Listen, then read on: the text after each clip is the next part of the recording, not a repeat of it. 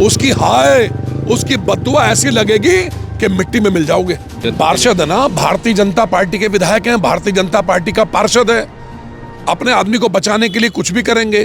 अरे कम से कम इतना तो कर दो कि अपनी गलती मान लो कि तुम्हारे लड़के ने अगर ये अक्षम्य अपराध किया है, नाबालिग बच्ची से बदतमीजी की है, उससे मारपिटाई की है, तो नैतिकता के आधार पर तो माफी योग्य है। नमस्कार, आप देख रहे हैं खबर पड़ताल में हूं राजीव। एक तरफ भाजपा सरकार ये कहती है कि हम बच्चियों को सुरक्षित कर रहे हैं, महिला उत्पीड़न के मामलों में लगातार जो है कार्रवाई हो रही है, महिलाओं को सुरक्षित किया जा रहा है, तो वहीं रुद्रपुर के रामपुरा की रहने वाली एक नाबालिग बच्ची के साथ मारपीट होती है और मारपीट करने वाले कोई और नहीं बल्कि महिला भाजपा पार्षद के बेटे होते हैं और उन पर अब तक कोई कार्रवाई नहीं हो पाई है। परिवार लगातार जो है पुलिस कोतवाली थानों के चक्कर काट रहा है, लेकिन बावजूद उसके किसी तरह की सुनवाई नहीं हो पा रही है। ठुकराल साहब, एक तरफ महिलाओं को पढ़ाने और सुरक्षित करने की बात सरकार करती है, लेकिन दूसरी ओर जो है बच्ची का परिवार लगातार जो है धक्के खा रहा है और सिर्फ पार्षद के बेटे होने के नाते उन पर कार्रवाई नहीं हो रही है। मुकदमा देखिए, बहुत दुर्भाग्यपूर्ण है कि पुलिस अपने कर्तव्यों के प्रति सजग नहीं है। पुलिस को ऐसे लोगों को निरुद्ध करना चाहिए जो बच्चियों का शोषण कर रहे हैं। भारतीय जनता पार्टी की सरकार कहती है बेटी बचाओ बेटी पढ़ाओ, बच्चियां सुरक्षित रहें। अरे भाई, आप भी की सरकार में बच्चियां सुरक्षित नहीं हैं। नाबालिग बच्ची को रामपुरा में एक पार्षद के बच्चों के द्वारा बुरी तरह से पीटा जाता है और कोई कार्रवाई नहीं हो रही। उल्टा चोर कोतवाल को डांटे, वो उल्टा एलिगेशन लगा रहा है। जो जनप्रतिनिधि है वो उल्टा एलिगेशन लगाकर सबको दिशा भ्रमित करने का प्रयास कर रहा है। ऐसा व्यक्ति मैंने कभी देखा नहीं जो अपने बच्चों को बढ़ावा दे रहा है। बच्चे संस्कार से बिल्कुल विमुक्त होते जा रहे हैं। बच्चों को डांटना चाहिए, बच्चों को कंट्रोल में रखना चाहिए।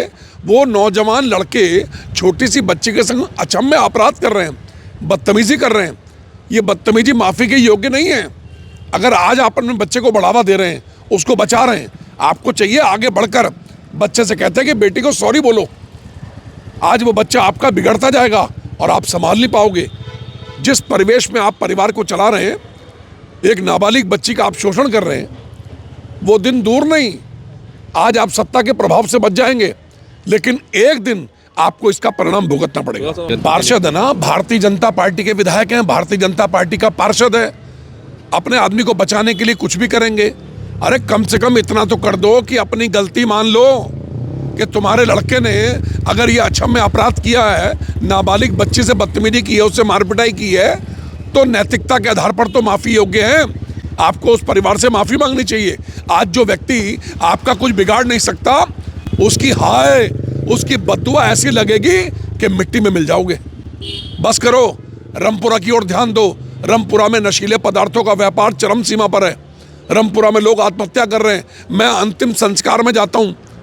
जितने भी लोग नशीले पदार्थों से भगवान के चरणों में लीन हो रहे हैं, उनके अंतिम संस्कार में मैं आपको वहाँ उपस्थित मिलूंगा। हर महीने 4-5 डेथ हो रही है रामपुरा के अंदर, बहुत दुर्भाग्यपूर्ण है। वो रामपुरा जो संत कबीर का नगर कहा जाता था, मैं बोर्ड का चेयरमैन था, मैंने प्रस्ताव पारित किया था कि संत कबीर नगर, कबीर की वाणियों से समाज परिवर्तित हो गया, लेकिन आज मेरा रामपुरा नहीं बच रहा।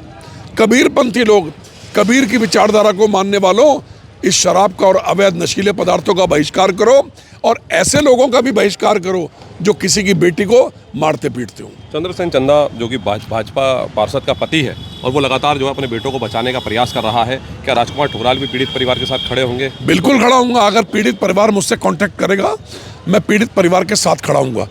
एक अवसर मिलना चाहिए।